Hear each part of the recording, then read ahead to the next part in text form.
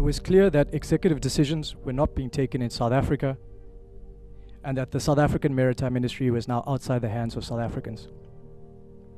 What does one do at 27 facing these dire circumstances? Start your own shipping company and make yourself CEO. In 2012, I approached Thuso to start our own shipbroking company. He told me, I know nothing about shipping. And I said to him, well, you're going to learn. Thuso and I grew up together, primary school to high school to university. We share common interests, but we are very different people. Our partnership has been successful because we think different from each other. Thuso is an auditor, and because he did not come from shipping, he would not take any long-established market assumptions granted as facts, which meant we asked the important question, why is it done this way? And never accepted the answer because it's always been done this way. It also forced me to explain market dynamics on a first principle basis. We should sit together and critically analyze the role of South Africa in international shipping and shipping in South Africa. We agree that South Africa was well endowed with resources and amongst the top mining nations in the world.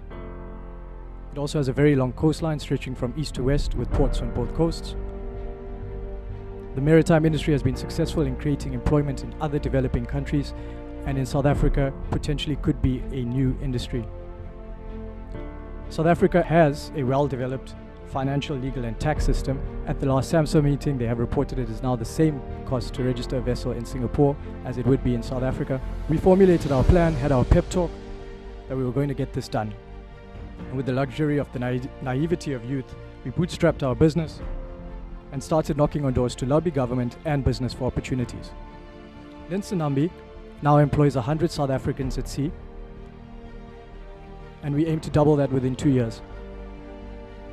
So I encourage the students here to think different by not evaluating yourself on a series of successes as your accomplishments, or diminish yourself because of failures.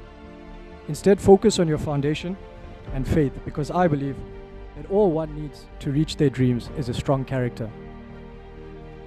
In closing, the speech has taken me down memory lane, and I recall in 1994 when we were taught about the new South Africa, the rainbow nation, and our South African flag, that the Y was for youth who stood up against oppression.